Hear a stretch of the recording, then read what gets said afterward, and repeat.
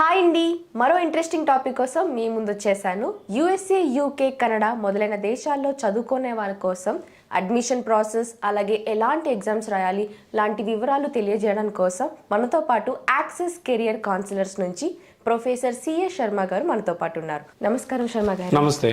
ఎలా ఉన్నారు? బాగున్నాను. ఇప్పటివరకు చాలామంది స్టూడెంట్స్ కూడా ఎవరిని కన్సల్ట్ అవ్వాలో తెలియక, సో ఎలాంటి గైడెన్స్ తీసుకోవాలో తెలియక కూడా చాలామంది ఆగిపోయారు సార్. అంటే ఎవరికైనా పే చేయాల్సి ఉంటుంది, అమౌంట్ పే చేయాల్సి ఉంటుందేమో అని. బట్ మీ దగ్గర ఫ్రీ ఆఫ్ కాస్ట్ అని చెప్పేసరికి ఇది చాలా మంచి ఆపర్చునిటీ అని చెప్పుకోవచ్చు సార్. సో స్టూడెంట్స్ చాలామంది ఎవరైనా గైడ్ తీసుకోవాలంటే అమౌంట్ పే చేయాల్సి ఉంటుందేమో అని ఆగిపోతారు. సో మనని కన్సల్ట్ అవుతే సో ఫ్రీ ఆఫ్ కాస్ట్లో వాళ్ళకి మంచి ట్రైనింగ్ అనేది కూడా 100% ఫ్రీ ఆఫ్ కాస్ట్ కాబట్టి అది స్టూడెంట్ కూడా బెనిఫిట్ అవుతుంది. సో వాళ్ళు ఎప్పుడు కాల్ చేసినా మనం అందుబాటులో ఉంటాము డెఫినెట్గా. ఎందుకు అంటే మనకి ఫైల్స్ కూడా లిమిటెడ్గానే తీసుకుంటాం మేము, ఎక్కువ ఫైల్స్ తీసుకోము. అదే ఒక 500-600 ఫైల్స్ అయితే వాళ్ళ స్టూడెంట్తో మనం ఎక్కువ ఇంటరాక్ట్ అవ్వలేకపోతాము. సో అక్కడ కొద్దిగా ఇబ్బంది అయిపోతుంది.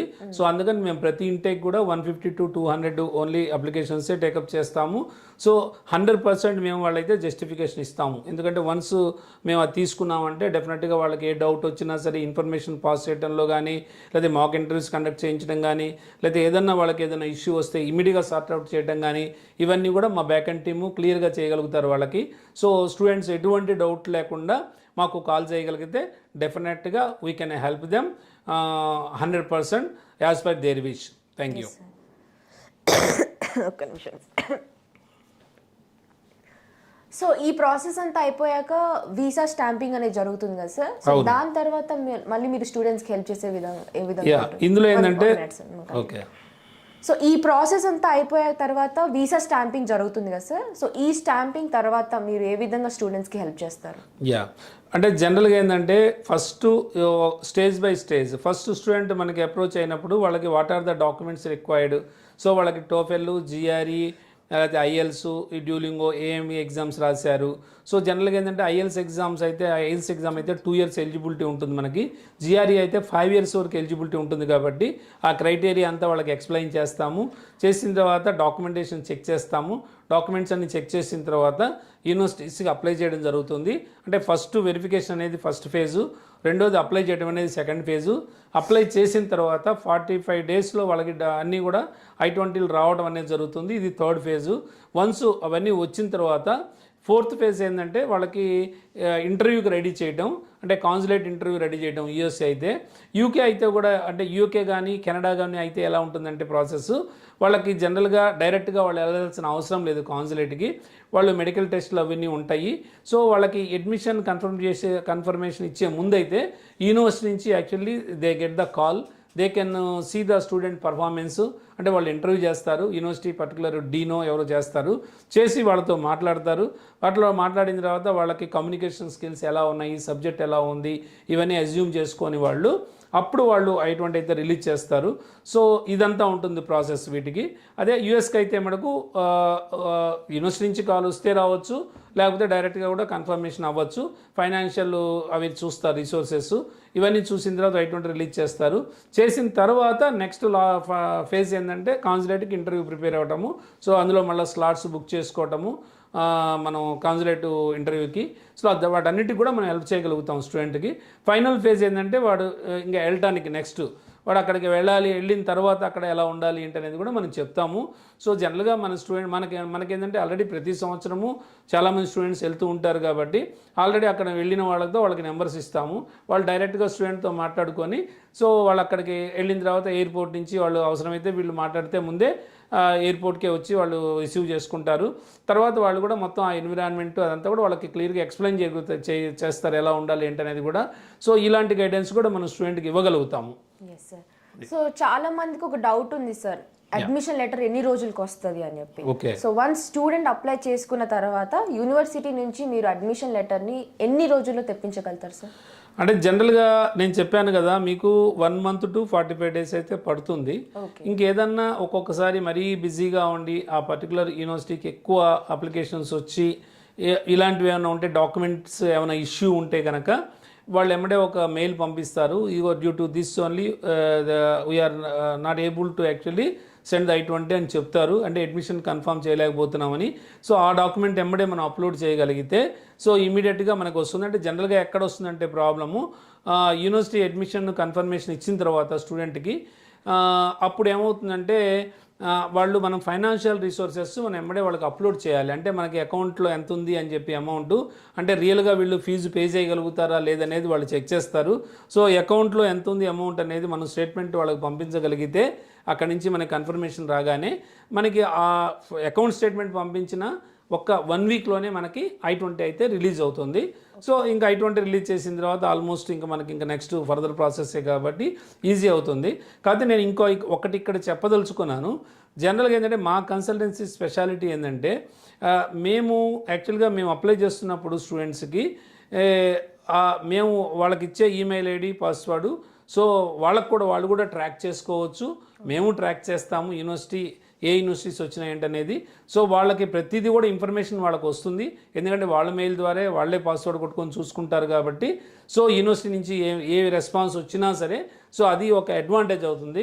ఎందుకంటే కొన్ని కన్సల్టెన్సీస్లో ఏంటంటే ఓన్లీ వాళ్ళే మొత్తం చూస్తూ ఉంటారు, స్టూడెంట్కి ఇన్ఫర్మేషన్ ఇవ్వకుండా. అక్కడ ఏమవుతుందంటే ఏ యూనివర్సిటీస్ వచ్చినాయో అర్థం కాదు, ఏ యూనివర్సిటీస్ మనకి కన్ఫర్మేషన్ వచ్చిందో అర్థం కాదు. దానివల్ల కన్సల్టెంట్ ఏం చేస్తాడంటే వాడు పంపించాలి అనుకున్న యూనివర్సిటీకే పంపించగలుగుతాడు. బట్ వేరేజ్ అవర్ కన్సల్టెన్సీ స్పెషాలిటీ ఏంటంటే అట్లా కాకుండా స్టూడెంట్ ఇష్ట ప్రకారం స్టూడెంట్కి ఎన్ని యూనివర్సిటీస్ వచ్చినాయో చూసుకొని దాని ప్రకారం వాడు సెలెక్ట్ చేసుకొని వాడు వెళ్తాడు. సో దానివల్ల 100% స్టూడెంట్కి జస్టిఫికేషన్ ఇచ్చినట్టు అవుతుంది. సో ఇది మేజరు. ఇంకా రెండోది ఏంటంటే మా కన్సల్టెన్సీలో ఎటువంటి హిడెన్ ఛార్జెస్ ఉండవు. చాలామంది కన్సల్టెన్సీస్లో ఏంటంటే ఫస్ట్ ఏమి చెప్పరు యాక్చువల్గా, తర్వాత ఏంటంటే దానికింతని దీనికని అలా ఛార్జ్ చేస్తుంటారు. బట్ మేమైతే we don't charge anything from the student, 100% it is a free of cost. So చివరిగా మీరు MS MBA చెయ్యాలి అని అనుకున్న స్టూడెంట్స్కి ఎలాంటి సలహాలు ఇస్తారు సార్ చివరిగా? అంటే స్టూడెంట్ బయటికి వెళ్ళాలి అనుకున్నప్పుడు ఫస్ట్ ఏంటంటే నేను ఇచ్చే సలహా ఏమిటి అంటే, సో ఎందుకంటే మాకు అని అదర్ కన్సల్టెన్సీస్ తేడా ఏంటంటే మేము ఆల్మోస్ట్ మొన్న కూడా యూఎస్ వెళ్ళి వచ్చాను 2 months back. Almost I was there for 2 months. So మా పిల్లలు కూడా ఆల్రెడీ యూఎస్లో ఉన్నారు ఇద్దరు. సో అది కూడా కొంత మనకి ఎక్స్పీరియన్స్ కాబట్టి, అంటే మా పిల్లలు ఏవైతే ప్రాబ్లమ్స్ ఫేస్ చేశారో సో నేను వాళ్ళకి చెప్పగలుగుతాను, అది మేజర్ అడ్వాంటేజ్. రెండోది ఏంటంటే ఫస్ట్ మనం బయటికి వెళ్తున్నాము అంటే మనకి ఏమి స్కిల్స్ ఉన్నాయని చూసుకోవాలి. ఫస్ట్ ఆఫ్ ఆల్ ఏంటంటే నీకు ఏ సబ్జెక్ట్లో నీకు ఎంత స్కిల్ ఉంది. Suppose when you are choosing the computer line, so అంటే కంప్యూటర్ సైన్స్ నువ్వు తీసుకుంటున్నావు అంటే నీకు అందులో ఎంత మటుకు సబ్జెక్ట్ ఉందనేది చూసుకోవాలి. ఒకవేళ సబ్జెక్ట్ లేకపోతే దానికి రిలేటెడ్ అంటే మనకి మినిమం ఒక 6 to 7 months పడుతుంది కాబట్టి ప్రాసెస్, దానికి కావాల్సింది మనం నేర్చుకోగలిగితే అది అడ్వాంటేజ్. అంటే ఆ రిలేటెడ్ మనం కోర్సు నేర్చుకుంటే అక్కడికి వెళ్ళిన తర్వాత ఇబ్బంది ఉండదు. తర్వాత నేర్చుకోవాలంటే అక్కడికి వెళ్ళిన తర్వాత అవ్వదు, ఎందుకంటే అక్కడ చాలా కాస్ట్ ఆఫ్ లివింగ్ ఎక్కువ. సో ఏదైనా ట్రైనింగ్ నేర్చుకోవాలన్నా డాలర్స్లో పే చేయాలి, ఇదంతా చాలా ఇబ్బంది ఉంటుంది. అందుకని బేసిక్ ఫండ్ అయితే మనం ఇక్కడ నేర్చుకొని వెళ్ళగలిగితే అక్కడ ఈజీగా మనం సర్వే అవుతాము. అందుకే ప్రతి స్టూడెంట్ కూడా వాడు వెళ్ళే ముందు కూడా ఏమేమి నేర్చుకోవాలి, ఎలా ఉండాలి ఎక్కడ, సో అన్నీ కూడా మేము వాళ్ళకి క్లియర్గా ఎక్స్ప్లెయిన్ చేయగలుగుతాము. నేను ఇచ్చే సలహా అయితే ఫస్ట్ స్టూడెంట్ మంచి కమ్యూనికేషన్ స్కిల్స్ అయితే బాగా ఉండాలి. అంటే ఒకవేళ వాళ్ళకి అంత కమ్యూనికేషన్ స్కిల్ లేదు అనుకుంటే డెఫినెట్గా అవసరమైతే బయటకు వెళ్ళి కమ్యూనికేషన్ స్కిల్స్ క్లాసెస్కి వెళ్ళినా తప్పేం లేదు. సో వెళ్ళాలి. సో మంచి ఇంగ్లీష్ అయితే ఉండాలి. రెండోది ఏ సబ్జెక్ట్కి వెళ్తున్నారో ఆ సబ్జెక్ట్లో మంచి నాలెడ్జ్ అయితే ఉండాలి. సో మూడోది డిసిప్లైన్ అయితే ఉండాలి స్టూడెంట్కి. అంటే సెల్ఫ్ డిసిప్లైన్ చాలా అవసరం, ఎందుకంటే సెల్ఫ్ డిసిప్లైన్ లేకుండా మనం అక్కడ సర్వే కాలేము. ఎందుకంటే ప్రతిదీ రూల్స్ అండ్ రెగ్యులేషన్స్ కాబట్టి. సో ఆ రూల్స్ని మనం ఎక్కడా కూడా దాన్ని మనం ఇచ్చేయకూడదు, అంటే దాన్ని మనం ఓవర్కమ్ చేసి వెళ్ళకూడదు. కంపల్సరీగా we should follow the rules and regulations as per their norms. So అందుకని ఇవన్నీ కూడా క్లియర్గా స్టూడెంట్కి చెప్పి మేము పంపిస్తాము. సో వన్స్ అంటే యూఎస్లో ఉన్నంత సెక్యూరిటీ ఎక్కడా ఉండదు, ఈవెన్ గర్ల్స్కైనా బాయ్స్కైనా. సో సెక్యూరిటీ పరంగా ఎటువంటి ఇబ్బంది లేదు. ఒక్క రూల్స్ అండ్ రెగ్యులేషన్సే ఫాలో అవ్వగలిగితే స్టూడెంట్ చక్కగా హ్యాపీగా US, UK, కెనడా లాంటి కంట్రీస్లో బ్రహ్మాండంగా సెటిల్ అవుతాడు. ప్లేస్మెంట్ పరంగా కూడా ఇబ్బంది ఏం లేదు. అంటే ఇంకొక విషయం చెప్పదలుచుకున్నా ఇక్కడ నేను, చాలామంది స్టూడెంట్స్ ఏంటంటే ఇప్పుడు రెసిషన్ ఉంది, యూఎస్లో విపరీతమైన రెసిషన్ ఉంది ఎంప్లాయ్మెంట్కి. సో ఈ మూమెంట్లో మేము MSకి వెళ్ళడం ఎంత మనకు సమంజసం అని కూడా అనుకుంటూ ఉంటారు. కానీ స్టూడెంట్ ఎప్పుడు కూడా లాంగ్ టర్మ్ ఆలోచించాలి. లాంగ్ టర్మ్ అంటే ఇప్పుడు రెసిషన్ ఉంది, ఆల్మోస్ట్ స్టార్ట్ అయ్యి 1.5 years అయింది. నువ్వు MS ఇప్పుడు చేసుకోగలిగితే సో నువ్వు 2 years తర్వాత బయటకు వస్తావు.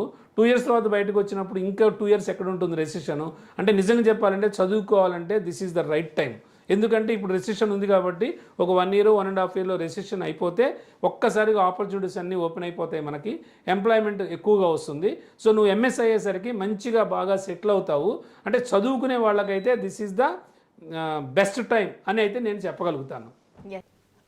అంతేకాకుండా శర్మ గారు, ఈ మధ్య చాలా మంది పేరెంట్స్ కానీ స్టూడెంట్స్ కానీ ఇతర దేశాల్లోకి వెళ్ళి చదువుకోవాలంటే గన్ కల్చర్ ఎక్కువ అయిపోయింది కదా అనే ఒక భయంతో ఆగిపోతున్నారు. సో దీని గురించి మీరు ఏం చెప్పాలనుకో? ఓకే, అంటే జనరల్గా యూఎస్లో ఏంటంటే అది ఒక చిన్న ఇబ్బందికరమైన విషయమే. అయినప్పటికీ ఏంటంటే గన్ కల్చర్ అనేది అక్కడ ఉండటం వల్ల కొద్దిగా మనం పేపర్లో చూస్తూ ఉంటాము, బలాంటి పబ్బులో ఇలా జరిగింది, లేకపోతే బలాని కాసినోలో ఇలా జరిగింది, లేదంటే ఇంకో చోట ఇలా జరిగిందని చూస్తుంటాము. కానీ నేను యాక్చువల్లీ ఆల్మోస్ట్ మొన్న కూడా వెళ్ళాను, 2 months ఉన్నాను. కానీ చాలా డిసిప్లైన్గా ఉంటుంది ఎక్కడైనా సరే. ఈవెన్ రోడ్ మీద వెళ్తున్నప్పుడు కానీ, లేకపోతే మాల్స్లో కానీ ఎక్కడైనా. అంటే ఇక్కడ ఏంటంటే మనం ఎలాగైతే అలాగ మాట్లాడుతూ ఉంటాం పెద్దగా. సో అక్కడ ఏంటంటే అసలు ఎవరు కూడా అంత సౌండ్ రాదు మాట్లాడినా. సో ఎవరి పని వాళ్ళే చూసుకుంటారు. రెండోది, ఎక్కడ మీకు ఇలాంటి ప్రాబ్లమ్స్ వస్తాయి అంటే అన్నెసరీ వాటిలో ఇన్వాల్వ్ అయితే ఇబ్బంది అవుతుంది. అదే మనం కొద్దిగా సెల్ఫ్ డిసిప్లిన్ అనేది మనకు ఉంటే, అంటే ఎక్కడ ఏం మాట్లాడాలి, ఎక్కడ ఏం మాట్లాడకూడదు అనేది తెలుసుకోగలగాలి. అదే కదా మనకి ఎక్కడ మనం ఈవెన్ మన రామాయణ మహాభారతాల్లో కూడా అదే కదా చెప్పింది, ఎక్కడ మనం ఎంత మటుకు మాట్లాడాలి, ఎంత మాట్లాడకూడదు. అంటే ఆ వాడుకున్న పవర్ని మనం యూటిలైజ్ చేసుకోగలిగితే డెఫినెట్గా గన్ కల్చర్ అనేది పెద్ద ఇష్యూ ఏం కాదు. అదేంటంటే అటు పబ్బుల్లో వెళ్ళేవాళ్ళు, వాళ్ళు తాగి ఏదో చేస్తూ ఉంటే అలాంటివి జరుగుతూ ఉంటాయి. కానీ జనరల్గా స్టూడెంట్ అంటే మన తెలుగు స్టూడెంట్స్ చాలా డిసిప్లైన్గా ఉంటారు కంపారిటివ్లీ. ఎందుకంటే వీళ్ళు లిమిట్స్లో ఉంటారు. వీళ్ళు వెళ్తుంది చదువు కోసమే కాబట్టి వాళ్ళు ఏదో అక్కడ కొంత తర్వాత మంచి ప్లేస్మెంట్ కోసం వెళ్తున్నారు కాబట్టి. సో వీళ్ళు అయితే మనకు ఎక్కువ అంటే అంత ఇబ్బందికరంగా అయితే ఉండదు. ఏదో 1-2 కేసెస్ అయితే మనం వింటూనే ఉన్నాము. కానీ వాటికి మన బ్యాక్గ్రౌండ్ తెలియదు యాక్చువల్గా. అంటే మీడియా కూడా దాన్ని డిఫరెంట్గా కూడా చెప్తూ ఉంటుంది, వాళ్ళకి కరెక్ట్గా ఇన్ఫర్మేషన్ ఉండదు కాబట్టి. సో అక్కడ జరిగేది ఏంటి అనేది వీళ్ళకి తెలియదు కాబట్టి యాక్చువల్గా అన్నెసరీ వాటిలో ఇన్వాల్వ్ అవ్వటము, లేకపోతే స్విమ్మింగ్ పూల్కి వెళ్ళినప్పుడు దానిలో అది టెంపరేచర్ చూసుకోకుండా దిగటము, లేకపోతే మరీ కోల్డ్ ఉన్నప్పుడు ఆ టైప్లో దీనికి వెళ్ళిపోవడం స్విమ్మింగ్కి, ఇలాంటి విషయాలన్నిటి కూడా అంటే ఆ ఇన్ఫర్మేషన్ తెలుసుకోకుండా వాడు ఎలా పడితే అలా చేస్తే అవి ఇబ్బందులే. కానీ అసలు గన్ కల్చర్ అనేది పెద్ద ఇష్యూనే కాదు. అక్కడ ఏదో 1-2 కేసెస్ జరుగుతుంటాయి, కానీ ఇక్కడైనా మనకి అవి జరుగుతూనే ఉంటాయి. ఇక్కడ కానీ అసలు అది లైసెన్స్డ్ కాకపోయినా మనకి ఇక్కడ అవి జరుగుతూనే ఉన్నాయి. సో దాని గురించి పట్టించుకోవాలి. నిజంగా చెప్పాలంటే ఉమెన్కి ఉన్నంత సెక్యూరిటీ యూఎస్లో ఇంకా ఏ కంట్రీలో కూడా లేదు. 100% అదేంటంటే జస్ట్ మీకు చిన్న ఇబ్బంది అనిపిస్తే జస్ట్ ఆ బటన్ నొక్కితే చాలు మొబైల్లో, ఆటోమేటిక్గా మీకు ఫ్రాక్షన్స్లో అంటే ఒక 1 minute కూడా పట్టదు, ఆల్మోస్ట్ 1 minute లోపలే కాప్స్ వచ్చేస్తారు. మీకు ఎమ్మడే ఇష్యూ ఏంటనేది ఎమ్మడే సాల్వ్ చేస్తారు. అందుకని అక్కడ పగలైనా రాత్రైనా ఒకే రకంగా ఉంటుంది. ఏ టైంలో అయినా సరే ఫ్రీగా తిరగచ్చు. సో అంతా మనకి ఫ్రీగా ఉన్నదంటే పర్టికులర్గా గర్ల్స్కి అయితే 100% సెక్యూర్డ్ ప్లేస్. మిగిలినవంటారా వీళ్ళు పిల్లలు చేసేదాన్ని బట్టి ఉంటుంది. సో వాళ్ళు జాగ్రత్తగా వాళ్ళ వాళ్ళ లిమిట్స్లో వాళ్ళు ఉంటే ఎటువంటి ఇబ్బందులు ఉండవు. సో ఆల్మోస్ట్ మా పిల్లలు ఆల్మోస్ట్ 4-5 years నుంచి ఉంటున్నారు. సో ఎటువంటి ఇబ్బంది లేదు. సో అందుకని నేనైతే పిల్లలకి అలానే తల్లిదండ్రులకి ధైర్యం ఇస్తున్నాను. పిల్లలకు కొద్దిగా వెళ్ళేటప్పుడు జాగ్రత్తలు చెప్పి పంపించండి. మా సైడ్ నుంచి కూడా మేము కొన్ని చెప్పి పంపిస్తాము. సో ఎటువంటి ఇబ్బంది లేదు. హ్యాపీగా వాడు డిసిప్లైన్గా ఉండమనండి, ఆటోమేటిక్గా బ్రహ్మాండంగా సెటిల్ అవుతాడు. మంచి స్కోర్తో ఎంఎస్ కంప్లీట్ చేయగలుగుతాడు. ఇది మేము ఇచ్చే మీకు అయితే భరోసా. Thank you so much Sharma గారు. సో చాలా బాగా ఎక్స్ప్లెయిన్ చేశారు ప్రతిది కూడా. సో మీరు అన్న విధంగా పేరెంట్స్ ఎక్కువ భయపడుతూ ఉంటారు. స్టూడెంట్స్ ఎంత కాన్ఫిడెంట్గా ఉన్నా కూడా పేరెంట్స్ పంపించడానికి భయపడుతూ ఉంటారు. సో వాళ్ళకు కూడా ఒక మంచి క్లారిటీ ఇచ్చారు. సో చూస్తున్నారు కదా గైస్, శర్మ గారు ప్రతిదీ కూడా క్లియర్ కట్గా మనకి ఒక ఇతర దేశాల్లోకి వెళ్ళి చదువుకోవాలంటే ఎలాంటి టైప్ ఆఫ్ బెనిఫిట్స్ ఉంటుంది ప్రతి కూడా చెప్పారు మనకి. సో మీకు ఎలాంటి చిన్న డౌట్స్ ఉన్నా సందేహాలు ఉన్నా ఇక్కడ కనిపిస్తున్న స్క్రీన్ పైన ఉన్న నంబర్కి వెంటనే కాంటాక్ట్ అయ్యి శర్మ గారు అపాయింట్మెంట్ తీసుకొని ప్రతిదీ కూడా క్లియర్ కట్గా తెలుసుకోండి. Thank you so much Sharma garu. Thank you.